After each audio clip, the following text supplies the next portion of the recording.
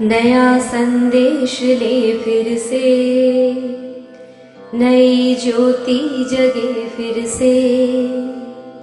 नया संदेश ले फिर से, नई ज्योति जगे फिर से। उठो तपस्वियों जागो, उठो तपस्वियों जागो, नया लक्ष्य साधने का समय फिर आ रहा है।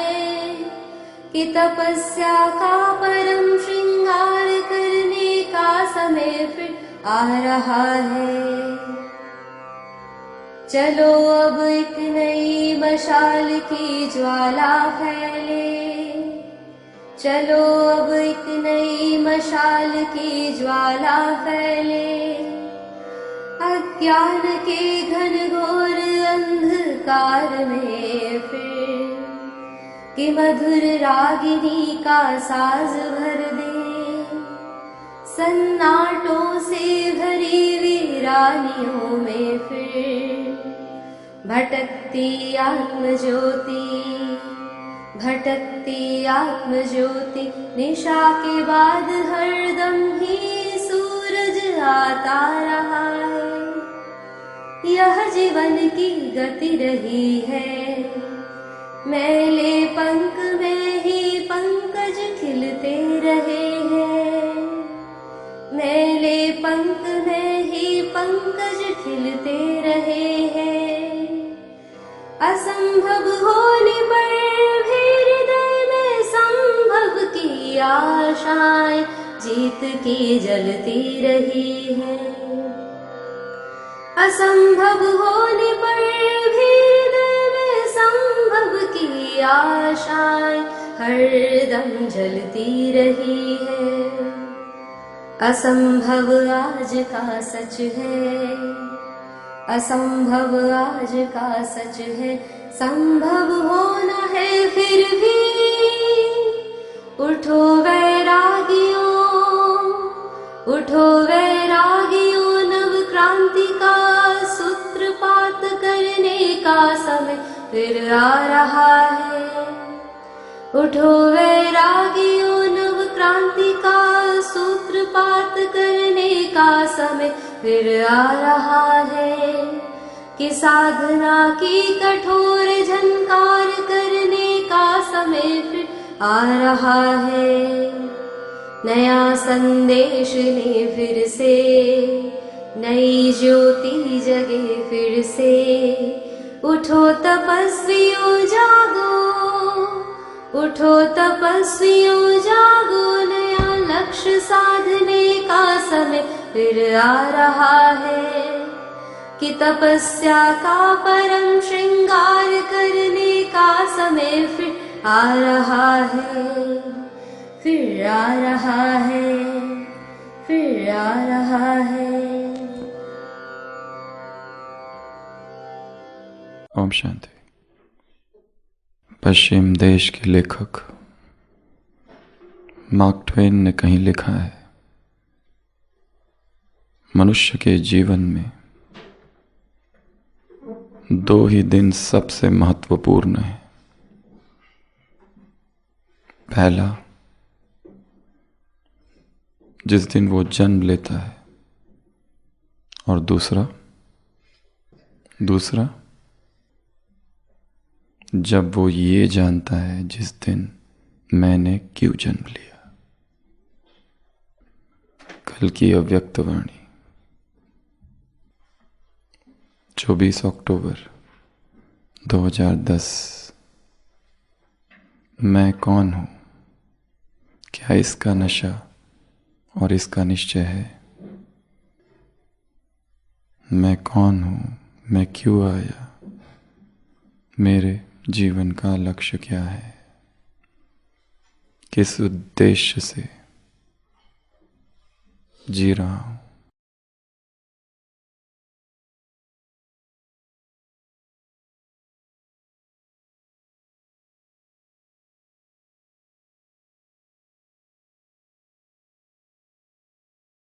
किस लिए जी रहा हूँ?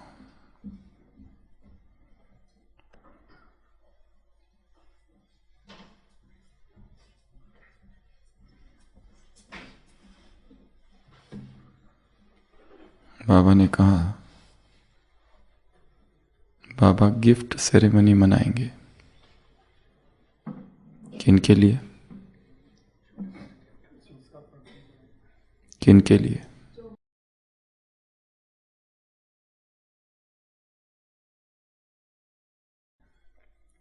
किन के लिए?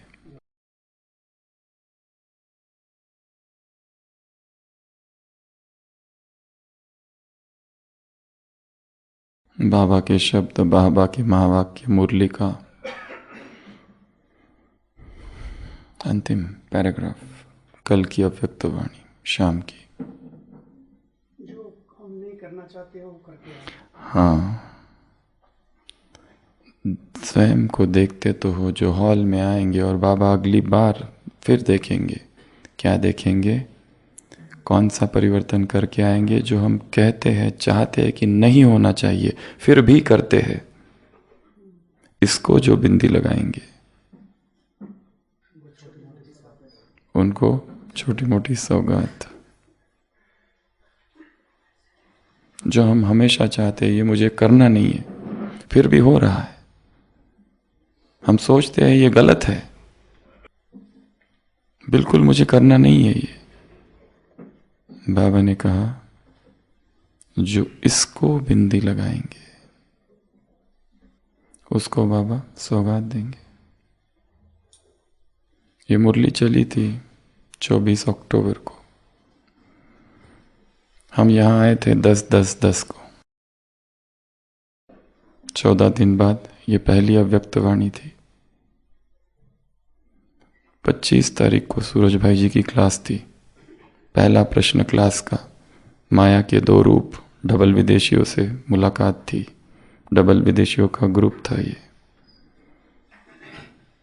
सभा में, मेडिटेशन हॉल में भाई साहब ने ये प्रश्न पूछा था, बाबा ने क्या कहा, माया के कौन से 2 रूप है? उत्तर था व्यर्थ संकल्प और मैं राइट हूं। मैंने जो किया, मैंने जो सोचा वही राइट है। पर बाबा ने क्या कहा, इसके लिए वेरीफाई करो अपने साथियों से, सीनियर्स से, तब कहा जाएगा। और तब एक बात उस क्लास में थी, व्यर्थ संकल्प से यदि मुक्त होना है तो क्या करो? मनन करो। और हमारे जीवन की मनन की यात्रा उसी दिन चालू हुई, 25 अक्टूबर 2010। मनन करते करते क्या हो जाओ? मगन।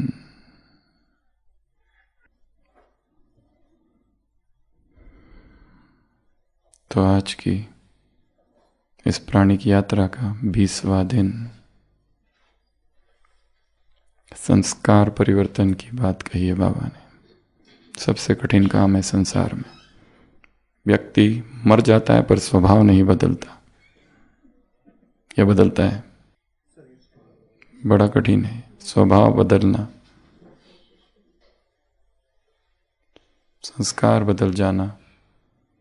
ये बहुत कठिन काम है। यही काम दिया है, यही होमवर्क है। तो कुछ बातें कल की मुरली के देखते हैं।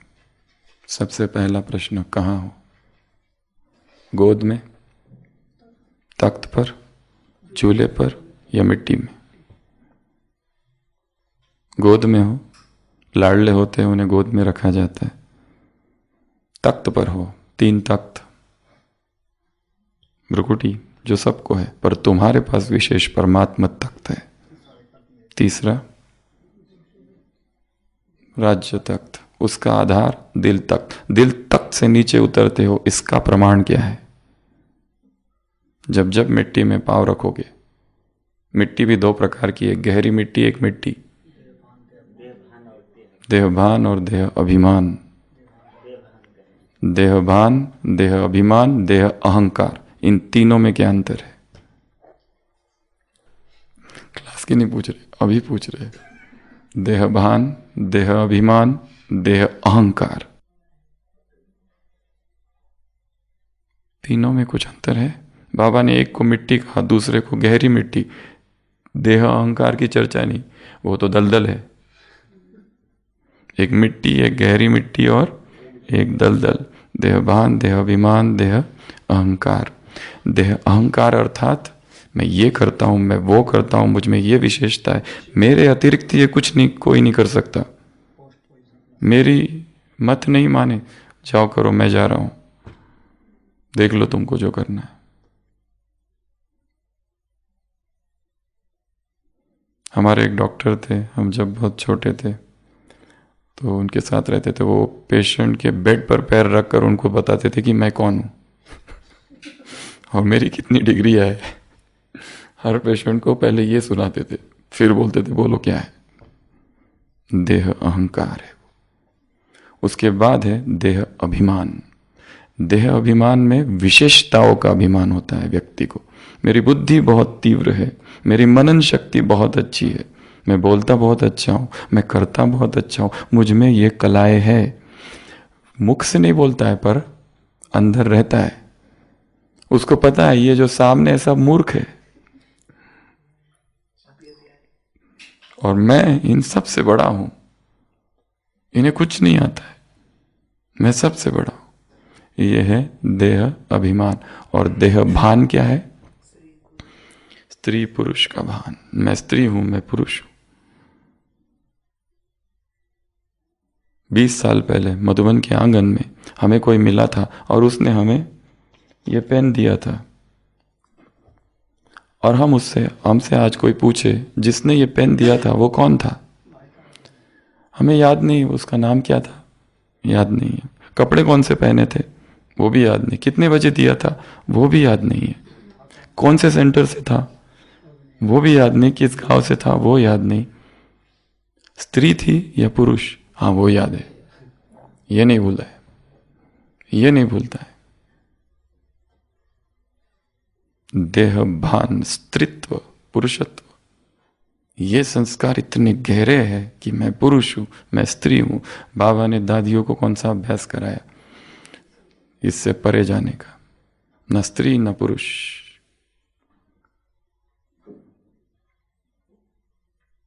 ये स्त्री होना और पुरुष होना, इसको मिट्टी कहा। और बुद्धि की जो विशेषताएं है या विशेषताओं का जो अभिमान है वो देहभान, और उसके भी नीचे अहंकार। मैं बहुत सुंदर हूं, मेरी नाक बहुत अच्छी है, मेरा शरीर बहुत अच्छा है।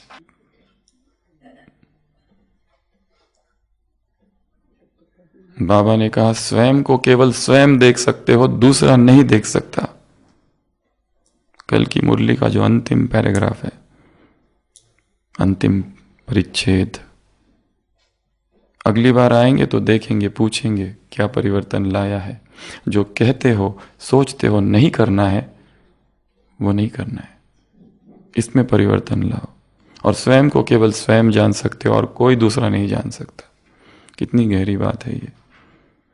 मुझे पता है मेरे अंदर क्या कमी है, दूसरे कितनी भी मेरी तारीफ करते रहे, पर मुझे पता है ना मुझ में वो नहीं है, वो भ्रम में है जो मुझे इतना महान समझ रहे। मैं ऐसा हूं नहीं। दक्षिण भारत में एक बहुत महान संत कवि थे जो कि मुरुगन कार्तिकेय की पूजा करते थे। तमिल में एक संप्रदाय है चेट्टियार, उनका नाम था पंडित मणि चेट्टियार। अनन्य भगत थे मुरुगन भगवान के, कार्तिकेय के। एक दिन सुबह सुबह एक भगत उनके द्वार पर आया, उनके घर पर आया, कहने लगा, वो भगत भी माथे पर तिलक, शरीर पर भस्म रमाए हुए, मुर्गा मुर्गा करते हुए आ गया, खुद को यह दिखाने के लिए मैं भी मुरुगन का बहुत बड़ा भगत हूं। और कहने लगा, कल रात स्वयं मुरुगन भगवान मेरे स्वप्न में आए और उन्होंने कहा कि तुम एक बहुत विशाल मंदिर बनाओ और जो खर्चा है सब मेरा भक्त पंडित मणि करेगा, इसलिए आपके द्वार पर आया हूं। पंडित मणि ने कहा, बहुत अच्छी बात है। आज रात तो मेरे यहाँ रुक जाओ, कल बात करेंगे। सुबह होती है, पंडित मणि उस भगत से बात करते, कहते मुझे भी भगवान कार्तिकेय स्वप्न में आए और उन्होंने कहा ये जो ताड़ का वृक्ष है ना सामने, उसके 5 फुट नीचे गड्ढा खोदो, वहां पर ढेर सारा खजाना छिपा हुआ है। भगत ने शंका व्यक्त की, पर अगर नहीं हुआ तो? पंडित मणि कहती यही शंका मुझे भी हुई, इसलिए मैंने भगवान को पूछ ही लिया कि अगर गड्ढा खोदे और वहां खजाना न मिले तो भगवान ने स्वयं कहा अगर खजाना नहीं मिलता तो उस भगत को वहां गाड़ देना। ये सुन के ही भगत 9-2-11 झूठ यहां चल ना सके। स्वयं को स्वयं जान सकते हो। तो मिट्टी में कब तक है, गोद में कब तक है, तख्त पर कब तक है, और झूले में कब तक है? प्रेम का झूला, खुशी का झूला, शांति का झूला। प्रेम, खुशी, शांति झूले में झूलते रहो, पैर नीचे नहीं रखना। बस भगवान से पूछते हैं मेरा क्या पद होगा। बाबा ने क्या उत्तर दिया खुद ही देख लो। जब तक तख्त पर हो, गोदी में हो, झूले में हो, पैर नीचे आया कि गए। रॉयल परिवार, रॉयल फैमिली, रॉयल घराने में आने वाले हो। रॉयल घराने को क्या क्या फायदे होते हैं? एक है राजा, फिर है उसकी 3 पत्नियां, 4 पत्नियां, एक पत्नी से 3 बेटे, 4 बेटे। इन सबको क्या फायदे होते हैं? रॉयल परिवार को, रॉयल फैमिली, रॉयल घराने। कितनी बार ये शब्द प्रयोग किया है बाबा ने। क्या फायदे होते हैं? उनको बहुत सारी सुविधाएं होती है, विशेष सुरक्षा, विशेष एक कक्ष होता है, विशेष भोजन होता है। अगर युद्ध की घोषणा हो जाए तो उन्हें विशेष सुरक्षा दी जाती है। जो रॉयल परिवार के होते हैं उनके लिए सब कुछ विशेष होता है। जो राजप्रासाद होता है उसमें विशेष कक्ष, और जो राजमहल होता है उसमें विशेष आसन होते हैं। 3 रानियां, 4 रानियों के लिए 4 तख्त। राजा का अपना, मंत्री का अपना, पर जो उसकी रॉयल फैमिली है उनके विशेष अधिकार होते हैं। तो ब्रह्मा बाप से प्यार अर्थात कहाँ आने वाले? उसके साथ आने वाले, रॉयल परिवार में आने वाले, रॉयल घराने में आने वाले। और फिर बाबा ने और एक बात कही, सेकंड में फुल स्टॉप धारणा। परिस्थितियां और विकराल होनी है, क्या अभ्यास करना है? सेकंड में फुल स्टॉप। क्या, क्यों, कैसे, क्या हुआ, कब हुआ, किसने कहा? नथिंग, चुप। स्टॉप मतलब स्टॉप, फुल स्टॉप। और फिर और एक बात कही, खुशी। खुशी के लिए क्या कहा? सदा खुश, कैसी भी परिस्थितियां आने दो। परिस्थितियों का क्या करो? वेलकम। विघ्न किस लिए आ रहे? आगे बढ़ाने के लिए। क्लास आगे बढ़ रही है, पेपर समझो। माया आ गई, माया आ गई, चिल्लाओ मत, दुखी मत हो जाओ। अनुभवी बनाने के लिए विघ्न आ रहे, सर्टिफिकेट देने के लिए विघ्न आ रहे, और आने ही चाहिए। अगर नहीं आ रहे तो समझ लो कहीं तो गलत हो रहे हो, मार्ग भटक गया है। अनुभवी कैसे बनोगे? विघ्न नहीं आएंगे तो। विजय का अनुभव है, जीत पराजय का भी अनुभव चाहिए। समता में स्थित रखना चित्त को, न राग न द्वेष, न अंधराग न अंध द्वेष।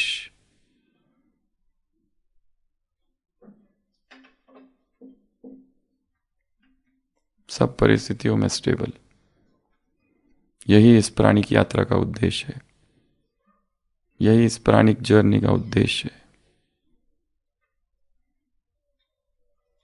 और उसकी यात्रा हम शरीर से चालू कर रहे हैं।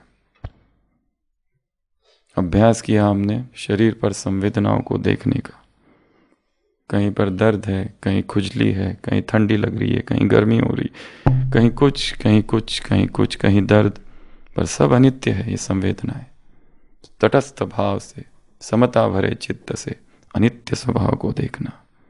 ये जो कुछ हो रहा है शरीर पर, ये सब अनित्य है, अनित्य है, अनित्य है। ऊपर से नीचे, नीचे से ऊपर, ऊपर से नीचे, नीचे से ऊपर। जब भी समय मिले आंखें बंद, शरीर को देखते रहना, ऊपर से नीचे, नीचे से ऊपर। संवेदनाएं,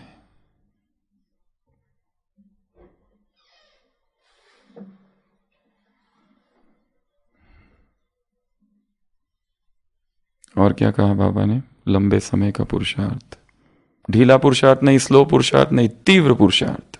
डबल विदेशी, ढीला नहीं, स्लो नहीं, कौन सा? तीव्र। तीव्र अर्थात जो कल किया था आज उससे डबल करना है, तो ही तीव्र माना जाएगा। कल जो कुछ किया था, कल जितना संयम का प्रदर्शन किया जीवन में, आज उससे डबल संयम। कल जो संकल्प था उससे आज डबल, कल जो दृढ़ता थी आज उससे डबल। तीव्र, इंटेंस।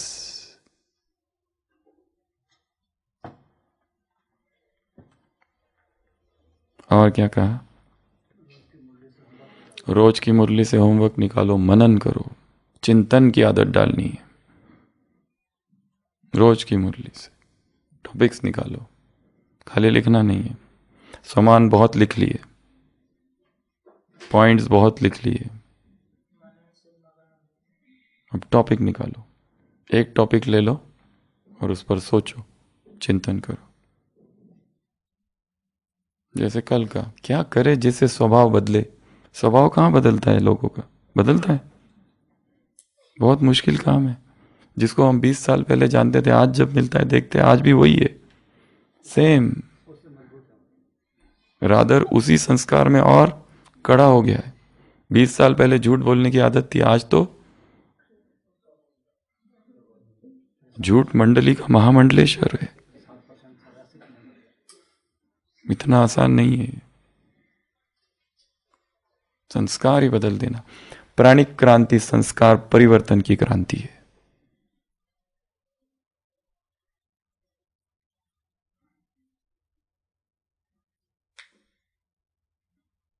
प्रकृति के समीप जाते ही शरीर में बहुत कुछ परिवर्तन होने लगता है, और शरीर के साथ साथ मन में भी। हमारे शरीर में बहुत जगह हीलिंग की आवश्यकता है। हमें ही पता नहीं शरीर में कहाँ कहाँ क्या क्या रोग है, कहाँ कहाँ दोष है। जैसे ही प्रकृति के समीप जाते हो, अपने आप हीलिंग चालू होता है। हमें मना पता नहीं हमारे मन में क्या क्या दोष है, जैसे ही प्रकृति के समीप जाते। इसलिए पूरी भट्टी में बार बार एक ही चीज कह रहे, नेचर के समीप जाना, एकांत में जाना।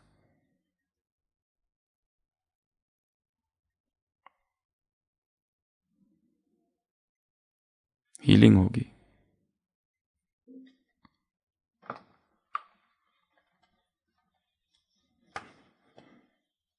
तो उस दिन हमने देखा था जब प्राणिक प्रवाह, प्राणिक धारा, प्राणिक फ्लो जब हमारे शरीर में बढ़ जाता है, तो टेबल फूड की आवश्यकता कम पड़ती है, एनर्जी फूड पर हम जीते हैं। कॉस्मिक फूड, प्राणिक फूड पर, उस फूड पर जिसमें अधिकतर प्राण ऊर्जा है। ऑल्टरनेटिव न्यूट्रिशन, वैकल्पिक आहार, वैकल्पिक भोजन। शाकाहारी भोजन कम, निराकारी भोजन अधिक। मुरली भोजन जैसी प्रतीत होने लगती है।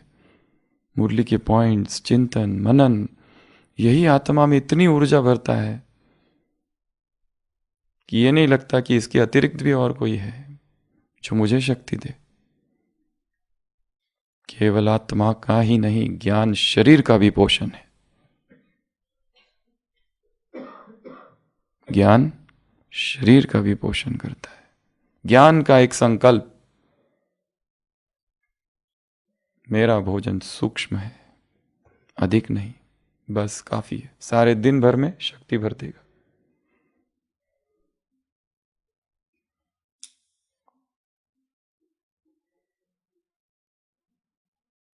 नहीं तो कुछ ना कुछ शरीर में होते ही रहता है। हम देखते हैं ओपीडी में सबसे ज्यादा लोग जो आते हैं वो किन दवाइयों की डिमांड होती है? ऐसी 7 से 8 दवाइयाँ हैं जो लोगों को चाहिए। सबसे पहले गैस और एसिडिटी की दवा। ऐसा कोई नहीं है कि जिसको गैस, एसिडिटी, अपच, डकारे, बेल्चिंग, इनडाइजेशन, पेट खराब, पेट भारीपन नहीं है। ये सब लक्षण है प्राण ऊर्जा की कमी के। और हमने कहा, हम सोचते हमें सब कुछ है ठीक, पर हमारे शरीर में क्या दोष है ये एक दिन में पता नहीं चलता है। कल सुबह एक पेशेंट आया, जब हम यहीं बैठे थे उसी समय ईसीजी आया, हार्ट अटैक, इसी समय। वो ना दारू पीता है, ना बीड़ी पीता है, ना सिगरेट पीता है, ना उसको कोई व्यसन है, कुछ भी नहीं है। फिर भी रात को 1:30 बजे चेस्ट पेन चालू हुआ, अचानक सीने में लेफ्ट साइड पेन, पसीना आने लगा। कोई है नहीं साथ में, उनकी युगल 2 ही रहते, लेके आ गए, हार्ट अटैक। ट्रीट किया, सब कुछ हुआ, ठीक हुआ। कोई बीमारी, आज तक कोई बीमारी नहीं थी, फिर कैसे अचानक हार्ट अटैक आ गया? ऐसे ही आता है क्या? कुछ तो होगा। रिपोर्ट सारे ठीक है, सब कुछ रिपोर्ट में आएगा जरूरी थोड़ी है। इतना बड़ा हार्ट अटैक आया, ऐसे ही आ गया बैठे बैठे। हार्ट अटैक तब आता है जब हार्ट की कोई नली ब्लॉक होती है 100% तक। 15 साल की लड़की को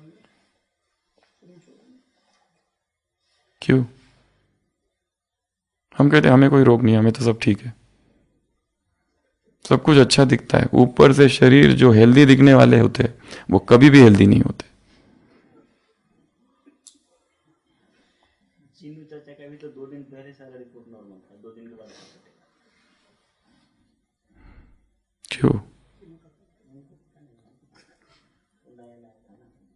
सूक्ष्म शरीर तो बहुत पहले प्रभावित हो जाता है। एक है स्थूल शरीर, स्थूल शरीर में बीमारी बहुत पहले। विदेश में एक फोटोग्राफी है जिसको कहते हैं किरलियंस फोटोग्राफी। जब इसकी खोज हुई, वो किरलियन फोटोग्राफी में सूक्ष्म शरीर जैसे दिखता है। एक व्यक्ति है, उसका किरलियन फोटोग्राफी लिया, उसमें उसका राइट हैंड काला काला दिख रहा है। उसको पूछा तुमको कुछ तकलीफ है? बोलता कुछ नहीं है, सब ठीक है। 6 मास के बाद उसका एक्सीडेंट हुआ जिसमें ये डैमेज हो गया। एक्सीडेंट, बीमारी नहीं, एक्सीडेंट। वो भी उस फोटोग्राफी में दिखा। इतनी संवेदनशीलता है हमारे अंदर सूक्ष्म शरीर में कि बीमारी तो सूक्ष्म शरीर को प्रभावित करती है, जो इतना सटल है। एनर्जेटिक बॉडी है, वो ऊर्जा का भरा हुआ है, एनर्जी बॉडी है। वहां पर ऊर्जा कम होते ही धीरे धीरे फिर वो शरीर पर प्रकट होती है और फिर शरीर पर बीमारी आती है। तो सबसे पहली दवाइयां लोगों को क्या चाहिए?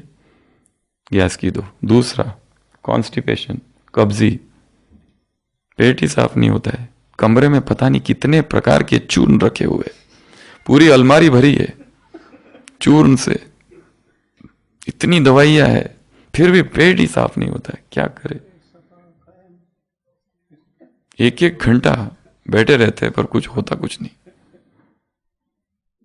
फीलिंग ऑफ इनकम्प्लीट इवैक्यूएशन होता है पर तृप्ति नहीं होती है। ऐसा लगता है फिर जाओ फिर जाओ फिर जाओ। दिन में 4 बार, 5 बार, 6 बार, फिर भी संतोष नहीं है। यह दूसरे प्रकार की दवाई है।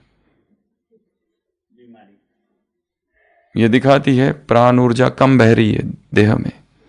तीसरी प्रकार की दवाई है, कमजोरी लगती है एकदम, ऐसा अकड़ा अकड़ा, ऐसा लगता है सो जाओ। कोई अच्छी सी तगड़ी सी दवा दो।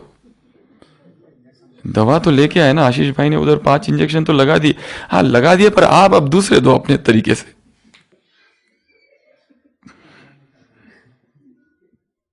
वो तो लगा दिए उधर पांडव भवन में, पर ये कुछ कमजोरी गई नहीं अभी तक। कोई अच्छा सा देखो, कोई टॉनिक भी नहीं हो, कोई पाउडर व्यूडर, कोई गोली दो, एकदम ताकत आ जाए। एकदम ताकत ही नहीं लगती। तीसरा ताकत की दवाई है। चौथा भूख ही नहीं लगती। कोई भूख बढ़ाने का कोई सिरप टॉनिक होगा तो दे दो, अच्छा वाला, एकदम नया वाला। अगला वजन कम ही नहीं होता है। कोई दवाई है क्या वजन कम होने की? या वजन बढ़ता नहीं है, उसकी कोई दवा दे दो। उसके बाद में नींद ही नहीं आती है। 10 बजे सोते, 11 बजे आँख खुलती है, फिर अमृत वेला हो जाता है, इधर उधर टकते हुए, नींद ही नहीं आती है। या एक बार आँख खुल गई कि फिर नहीं नींद नहीं आती। दिन में सोते हो बिल्कुल नहीं, नींद ही नहीं है। अनिद्रा लक्षण है, प्राण ऊर्जा कम बह रही है। प्रकृति में हाँ थोड़ी देर धूप में बैठते हैं ना, ठंडी है तो थोड़ी देर धूप में बैठ जाते हैं, बस उसके लिए बैठते हैं। संकल्प ये नहीं है कि मैं प्राण ऊर्जा ले रहा हूं। द सोर्स ऑफ प्राणा इज माइंड। बहुत पावरफुल स्टेटमेंट है। किसान पूरा दिन भर खेती में रहता है, पर उसे अगर यह संकल्प नहीं है कि मुझे प्रकृति से प्राण ऊर्जा प्राप्त हो रही है, तो ज्यादा प्रभाव नहीं पड़ेगा, ज्यादा फायदा नहीं होगा उसको। जो संकल्प करता है हाँ अंग अंग में प्राण ऊर्जा भर रही है। और कल हमने 90 दिन की साधना चालू की है सूरज के साथ दोस्ती करने की। सूरज को जब हम देखते हैं तो प्रकृति से जुड़ते हैं। वो पिता है इस सृष्टि का, पालनहार, प्राइमरी सोर्स है। एक वैज्ञानिक ने प्रयोग किया था 17वीं शताब्दी। झाड़ लगाया छोटा सा, मिट्टी थी, मिट्टी को गिना कितनी है, ठीक है। फिर झाड़ बड़ा होते गया, जैसे जैसे झाड़ वो मिट्टी को फिर गिनता रहा। मिट्टी उतनी की उतनी, झाड़ बड़ा हो गया, उसमें फल लग गए। वो फल कहां से आया? मिट्टी से। मिट्टी उतनी है, मिट्टी की साइज नहीं बढ़ी है। कॉस्मिक रेज, सूर्य की किरणें, उसने उसका पोषण किया है। इस हवा में, इस प्राण में जब हम श्वास लेते हैं तो 2 ही चीजें नहीं लेते केवल, हवा और ऑक्सीजन, एक तीसरा तत्व भी है सूक्ष्म, वो है प्राण। और यदि हमें उसका ज्ञान नहीं तो वो जाते हुए भी उसका फायदा नहीं होगा। मुझ में प्राण ऊर्जा भर रही है, अंग अंग में प्राण ऊर्जा। वो सूरज को देख रहा हूं, वो प्राण का सबसे बड़ा स्रोत है। मुझ आत्मा में प्राण ऊर्जा भर रही है। Pineal gland, pituitary gland, hypothalamic gland, ये 3 ग्लैंड है, इन तीनों में भर रही है। सारे चक्र एक्टिवेट, सक्रिय हो रहे, ऑरा बढ़ रहा है। शरीर में जो ब्लॉकेजेस है वो खुल रहे, सूक्ष्म शरीर, तीसरा नेत्र खुल रहा है। ये संकल्प करो, मैं ऊर्जावान हूं। ये सूरज की किरणें ही मेरा भोजन है। ये मुझ में, मेरे प्रत्येक कोशिका को ऊर्जा से भर रहा है। प्राणा food, solar food, eat the sun.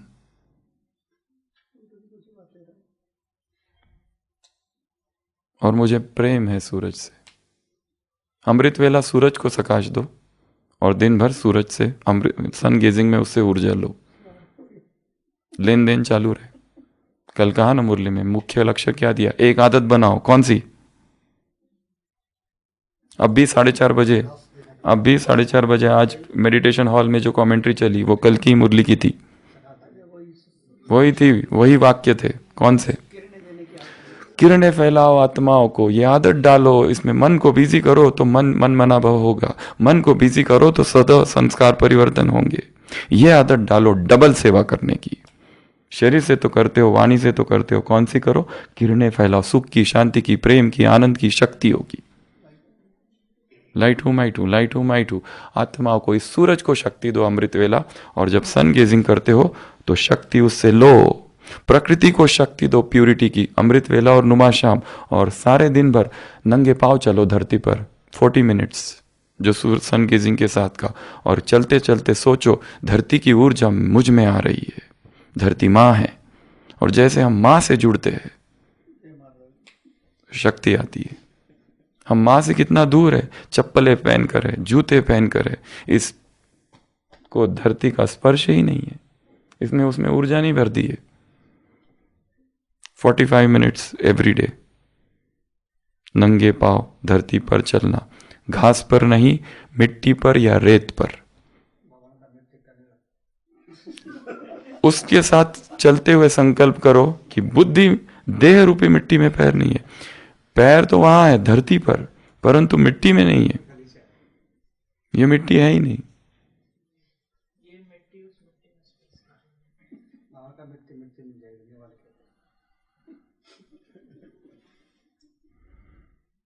और एक चीज इस साधना में, मिट्टी में जब चलो तो आते ही तुरंत पैर नहीं धोना है। आधा घंटा रुको थोड़ा सा, या 15-20 मिनट रुको। उसके बाद में मिट्टी को पैर को चिपकी रहने दो, फिर उसके बाद पैर धोना। तो एवरी डे 2 साधना है। 44 मिनट्स तक लेके जाना है सन गेजिंग को, और 45 मिनट्स वो तो आज से ही चालू कर सकते हैं। एवरी डे नंगे पांव धरती पर चलना। आईसाइट इंप्रूव होगी, स्लीप इंप्रूव होगी, एंग्जाइटी कम हो जाएगी। लोग आते हैं पेशेंट्स, एक दूसरी दवाइयां है, बेचैनी की दवाई दो, बेचैनी होती रहती है, घबराहट होती है। कोई भी सेवा देते हैं ना, अचानक घबराहट होती है। ईसीजी करो, नॉर्मल, सब नॉर्मल। नकी पे घूम रहे, अचानक चेस्ट पेन हुआ, घबराहट हुए, भाग कर आए, देखा सब कुछ नॉर्मल। अब क्या हो रहा है? अब ठीक है। क्यों हुई घबराहट? पता नहीं, कोई विचार आ गया होगा। मिट्टी पर चलो, क्योंकि चलते समय हम एकांत में रहेंगे। पहली बात, प्रकृति से जुड़े रहेंगे, पंछियों की आवाजें होगी और मन शांत होगा। और चिंतन करो मुरली का, मनन कहा ना, मनन करते करते मगन हो जाओ। याद करो पॉइंट्स को, क्या था आज, कितनी पॉइंट्स थी, कहां से चालू किया बाबा ने। कल मुरली सुनते सुनते हमारे मन में एक बहुत पावरफुल संकल्प आया कि बाबा ने पूरा भाषण दिया, ठीक है, वो भाषण ही है। और जब विदा ले रहे थे बाबा, ऐसे बैठे थे कि अपने भाषण से कितना डिटैच थे। ये भाव ही था ही नहीं कि मैंने देखो ये भाषण दिया, कितनी अच्छी अच्छी पॉइंट्स बताई।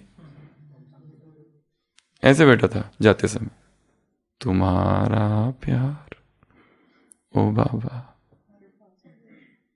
भाषण और वो 2 अलग थे। हम लोग भाषण देते तो भाषण से जुड़ जाते, क्लास कराने के बाद क्लास की पॉइंट्स हमको याद आती है, मैंने ये बोला, क्या क्या बोला। हाँ, कान आतुर होते सुनने के लिए, कोई आके बोले बहुत अच्छा था। और डिटैच, भगवान देखो, पूरी मुरली चली। इस मुरली में और कई लोगों से मुलाकात है। रमेश भाई से मुलाकात, ब्रिजमोहन भाई से मुलाकात, मुन्नी बहन से मुलाकात, दादियों से मुलाकात, विदेशी की बड़ी बहनों से मुलाकात। क्या कुछ है इसमें। तबीयत के विषय में कहा,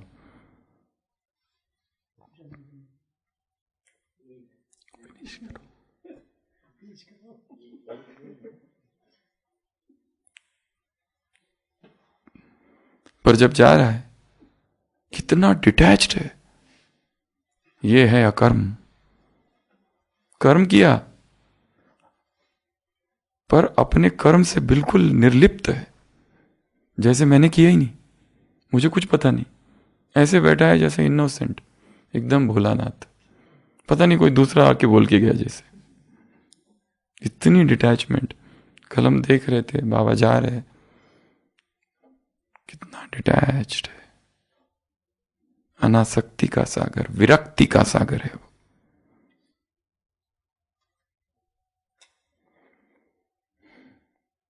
तो ये 2 अभ्यास कल बताए, सन गेजिंग और बेयरफुट वॉक, ये रोज होने चाहिए। रिफ्लेक्सोलॉजी सेशन है वो। हमारे पैरों में सारे चक्र है पूरे, ये जो 1 2 3 4 अंगूठे, ये सारी उंगलियां है। पिट्यूटरी, हाइपोथैलेमस, एमिगडेला, थैलेमस सबको रिप्रेजेंट करते हैं। जब वो स्टिमुलेट होते हैं तो पता नहीं कहाँ कहाँ हीलिंग होनी चालू हो जाती है शरीर में, कहाँ कहाँ की बीमारियां ठीक हो जाएगी। अर्थिंग पर बहुत बड़े संशोधन है। आजकल पैड आ गए हैं। जो लोग ऑफिस में काम करते हैं अपने पैरों को पैड पर रखते हैं, जिससे अर्थिंग होती है। अर्थिंग हमारी हो ही नहीं रही है। बहुत सारे प्रयोग है, किताब है पूरी अर्थिंग पर एक। तो हमको धरती से अपने आप को जोड़ना है। तो हम बता रहे थे किन किन बीमारियों के साथ दवाइयाँ लेने आते। तो एक है, अगला है दर्द की दवा दे दो। जरा सा दर्द सहन करने की शक्ति नहीं है। थोड़ा सा दर्द हो गया कि तुरंत आ जाते। हमको याद है, हम साइकिल चला रहे थे, गिर गए। वो जो चढ़ाव है ना, वो विवेकानंद मार्ग है ना, उसके ऊपर जो चढ़ाव जाता है, साइकिल चढ़ाने गए, ऐसी साइकिल थी और धड़ से ऐसे के ऐसे गिर गए, यहां फ्रैक्चर हो गया था। अभी 2-3 महीने पहले क्रैक फ्रैक्चर था, पर दर्द बहुत था। हमने सोचा इस दर्द को साक्षी होकर देखते। जब भी योग में बैठते थे उस दर्द को देखते थे। संवेदना अनित्य है, अनित्य है, अनित्य है, अनित्य है, अनित्य है, अनित्य है।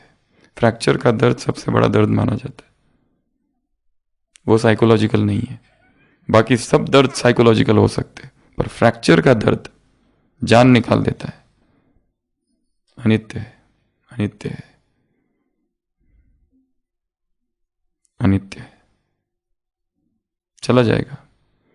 अत्यंत पीड़ा अनित्य है, तितिक्षा अनित्य है, अनित्य है, अनित्य है। सारा ध्यान लिखते समय ओपीडी में उसी दर्द की ओर रहता था, खींचता था वो।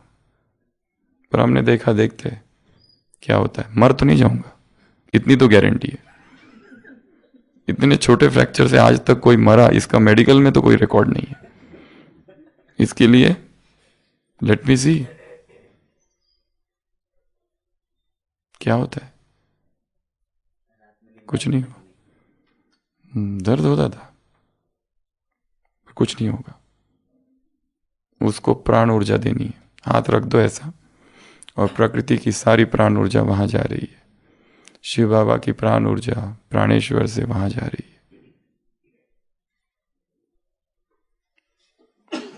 स्वयं परिप्रयोग करने। दर्द, थोड़ा सा दर्द हुआ, गोली दो। थोड़ा सा दर्द हुआ, ये दो, वो दो। तो शरीर से दर्द ही नहीं जाता, कई लोगों को दर्द ही। उसके बाद है बुखार। थोड़ा सा बुखार है, तुरंत दवाई। थोड़ा सा बुखार लगा, तुरंत दवाई। पूरे कोविड में एक ही गोली थी जो सबसे ज्यादा जिसकी बिक्री हुई, डोलो 650।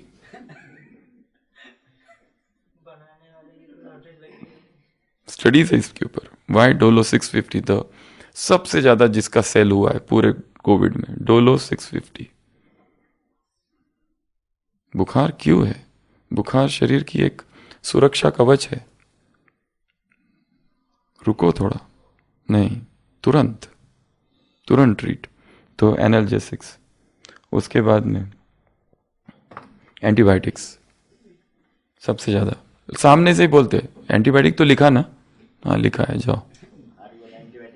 वो छोटा वाला मत दो, आशीष भाई दे चुके हैं वो एजिथ्रल, वो सब नहीं। कोई अच्छा तगड़ा सा दे दो, तगड़ा वाला भारी।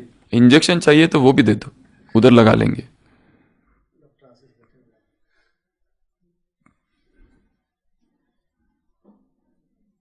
दो पेशेंट आते हैं, एक है वीआईपी, वो कहता है 3-4 दिनों से बुखार लग रहा है, पूरे शरीर में, तन बदन में दर्द सा है, डॉक्टर साहब भर्ती कर दो।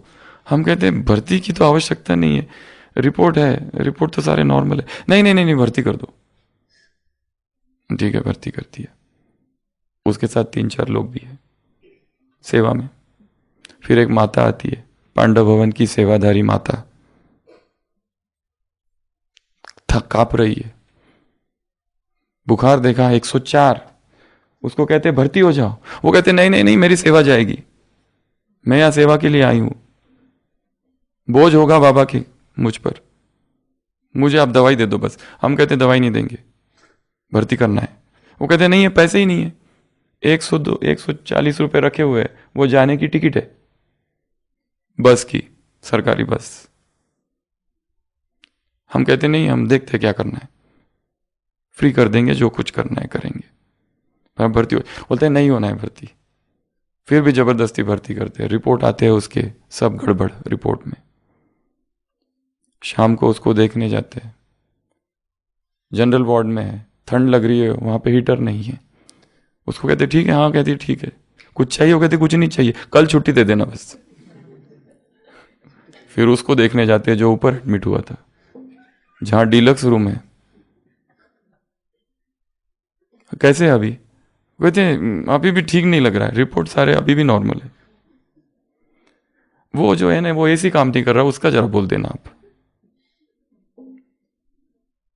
और 3-4 लोग हैं, फल ला के रखे है किसी ने, कोई मिनरल बॉटल, और जाते जाते कहते हैं वो एसी का जरा डॉक्टर साहब देख लेना, वो काम नहीं कर रहा है, गर्मी ठंड बहुत लग रही है।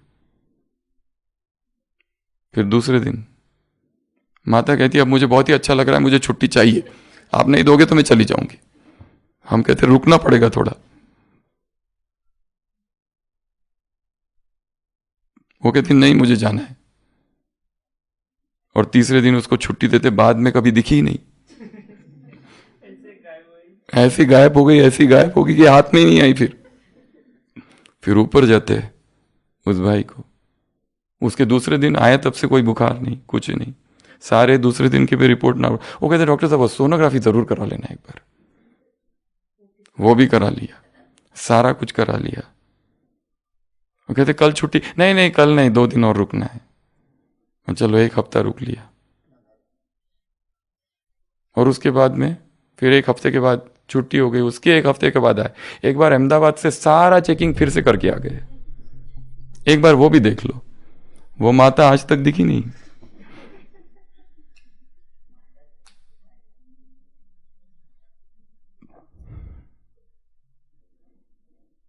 अव्यक्त महावाक्य ब्राह्मणों को अपने अधिकार की स्मृति है, कर्तव्य भूल चुके हैं। फ्री नहीं है कुछ भी, एक एक दवाई की कॉस्ट, एक एक इन्वेस्टिगेशन की कीमत। अभी 15 दिन पहले सारी जांच कराई, फिर कराओ सब कुछ, एक बार देख लेते। 2-2, 3-3 बार एंजियोग्राफी कर रखी है, 2-2, 3-3 बार MRI कर चुके हैं, फिर भी बीमारियां ठीक नहीं हो रही। बीमारियां न ठीक होने का कारण है प्राण ऊर्जा की कमी है। केवल मैं आत्मा सर्वशक्तिवान हूं, आत्मा का चिंतन योग में, परंतु दिन भर शरीर का चिंतन, ये दर्द वो दर्द, यहां दर्द वहां दर्द, ये पैथी वो पैथी, नया डॉक्टर दिखा नहीं कि झपटे उसके ऊपर, ये नया दिख रहा है। होम्योपैथी वाली कोई दवा बता दो, कोई आयुर्वेद बता दो, नेचर क्योर का वो सेंटर बहुत अच्छा है, वहां जाके आ जाते हैं 15 दिन। यहां जाओ वहां जाओ वहां जाओ, सब करो, ये काम नहीं कर रहे, जो कि फ्री है, ऊर्जा फ्री है। एक्सेस द पावर, इसके लिए इसकी वैल्यू कम है। बाहर जाकर पैसे देकर आधा घंटा बाहर खड़े रहकर जब डॉक्टर से मिलते हैं और वो कुछ भी देता है तो उसका प्रभाव पड़ता है। यहाँ फ्री में चलते फिरते कोई दवाई लिख दे, आशीष भाई लिख दे ये लो,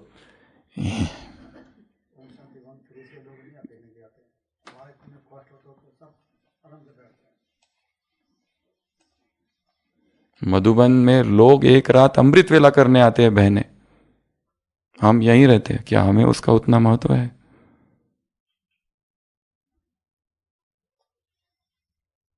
यज्ञ की एक एक वस्तु कितना महत्व है? यज्ञ रक्षक है।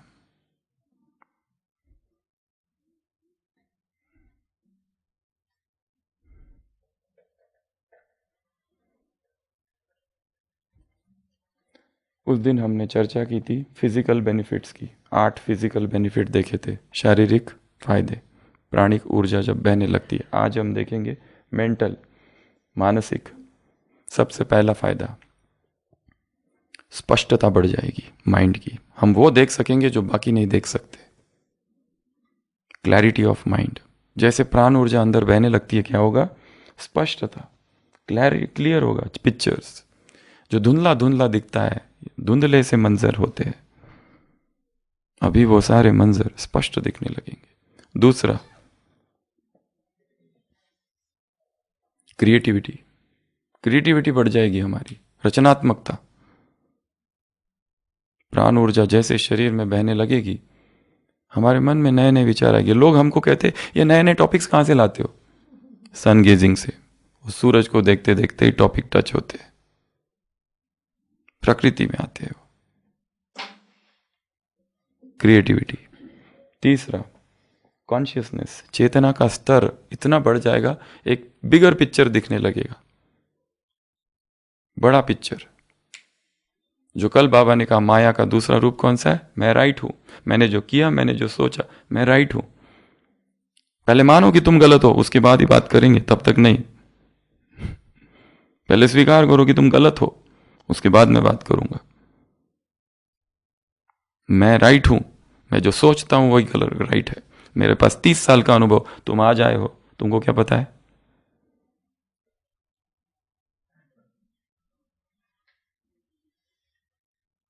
योग्यता उम्र पर आश्रित नहीं है, अनुभव उम्र पर आश्रित नहीं है। कोई छोटी सी कन्या अभी अभी सेंटर पर आई, हमको लगता है छोटी कन्या है, अरे वो लग रही है छोटी, पर हो सकता है जन जन की ब्रह्मचारिणी है। उसने जितनी साधना की वो तुमने 30 साल के ज्ञान के जीवन में भी नहीं की। वो तो रेडीमेड आत्मा है, वैराग के साथ ही जन्म ली है उसने। तुम भले 40 साल से होंगे यहां, अभी आता है वैराग, फिर जाता है, आता जाता आता जाता। कलगान अभी भी माया आती रहती है। वो आत्मा 10 साल की उम्र है, पर जन्म ही वैराग के साथ लिया है, जन्म ही प्यूरिटी के साथ लिया है। वो तो बस अपनी थोड़ी सी साधना पूर्ण रहेगी थी, पूर्ण करने आ गई है। इसलिए किसी को भी छोटा नहीं समझना। जगन्नाथ भाई ने बहुत अच्छी बात कही थी कि जो भी यहाँ क्लास कराने बैठता है, मैं सबको सुनता हूँ, क्योंकि जब वो सुना रहा है तब उसको टचिंग बाबा करा रहा है, क्योंकि उस समय वो विकारों से मुक्त है। एटलीस्ट जब वो यहां बैठा है, संदली पर जब बैठा है। तो ये 4 फायदे। पहला, क्लैरिटी बढ़ जाएगी, स्पष्टता। दूसरा, रचनात्मकता, सृजनात्मकता, क्रिएटिविटी बढ़ जाएगी। तीसरा, कॉन्शियसनेस, चेतना बहुत उड़ने लगेगी। और चौथा अभी बता रहे, इंट्यूशन। ये इंट्यूशन क्या होता है?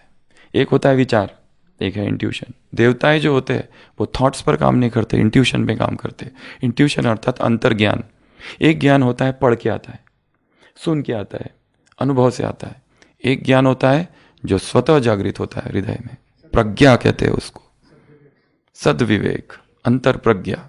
प्रज्ञा अंतर से जागती है, हमको किसी ने नहीं सिखाया। ज्ञानेश्वर महाराष्ट्र के संत थे, उन्होंने थोड़ी ना शादी की थी, पर वैवाहिक जीवन में क्या क्या होता है वो सब कुछ लिख दिया ज्ञानेश्वरी में। स्वप्रेरित, स्वयं जगता है अंदर से, प्रेरणा आती है। इस समय क्या करना है, ये परिस्थिति मेरे जीवन में कभी नहीं आई है। इसके पहले भी सुनाया था, रविंद्रनाथ टैगोर के भाई थे, उनका नाम था देवेंद्रनाथ टैगोर। ट्रेन से जा रहे थे, बाथरूम में गए, और बाथरूम में गए तो वहां उनकी अंगूठी गिर गई। ट्रेन का जो बाथरूम होता है ना, गड्ढे से नीचे अंगूठी गिर गई। अब क्या करना है? तो वो सिगरेट पी रहे थे, बीड़ी, वो जलती हुई बीड़ी को फेंक दिया नीचे। ट्रेन बहुत आगे निकल गई, चेन खींची, ट्रेन रुकी। उन्होंने कहा कि मेरी बहुत सोने की अंगूठी गिर गई है, लाना है, पर इतने अंधेरे में, आधी रात थी, कैसे दिखेगा? उन्होंने कहा मैंने बीड़ी फेंकी है, सुलगती हुई। अभी बात बीड़ी पीने या ना पीने की नहीं है, बात है उस समय ये परिस्थिति उनके जीवन में पहले कभी नहीं आई थी, फर्स्ट टाइम थी। वो गार्ड्स गए, कितना दूर गए, बीड़ी जल रही थी, वहां दिख गई अंगूठी, नहीं तो कैसे दिखती थी? हम प्रश्न बीड़ी की नहीं कर रहे, बीड़ी कर रहे कॉमन सेंस की। सेंस उस तुरंत में, उस घड़ी में ये टच हो गया, नहीं तो ये टच होता है क्या हमको? बाद में पता चलता है। जीवन में परिस्थितियां आती है, समस्याएं आती है, गलतियां करते, फिर जब दूसरे दिन अमृत वेला बैठते हैं तब पता चलता है हाँ ये करना चाहिए था। उस समय थोड़ी पता चलता है। ये है प्राणिक ऊर्जा, तुरंत। अब क्या करना है?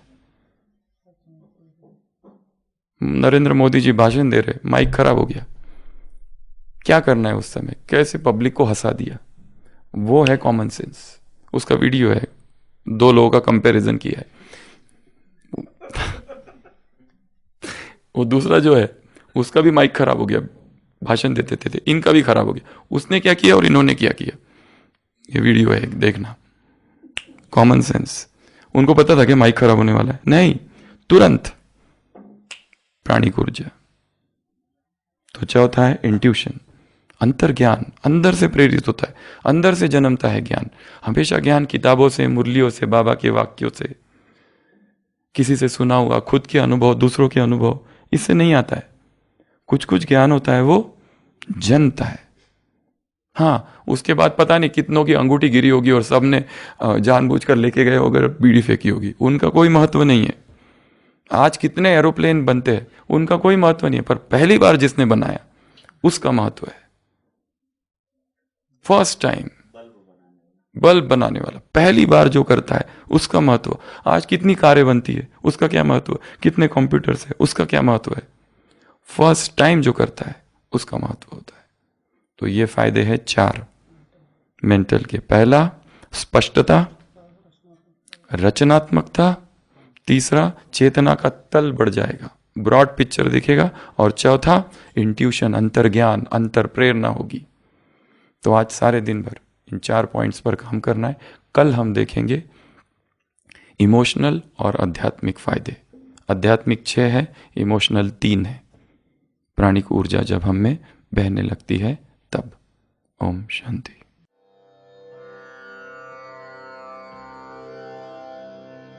प्राणों में क्रांति है फिर से, मन में जोश है फिर से। प्राणों में क्रांति है फिर से, मन में जोश है फिर से। उड़ो ओ पंछियों, उड़ो ओ पंछियों, उन्मुक्त गगन में उड़ान भरने का समय फिर आ रहा है। कि सलाखों को काटने का समय फिर आ रहा है।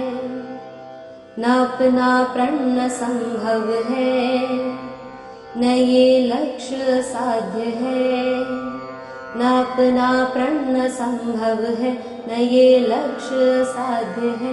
उठो ओ योगियों, उठो ओ योगियों, राजयोग के नए संस्करण रचने का समय फिर आ रहा है। कि प्राणों में नव चेतना भरने का समय फिर आ रहा है। सुनो अनुभव ये कहता है, सुनो अनुभव ये कहता है।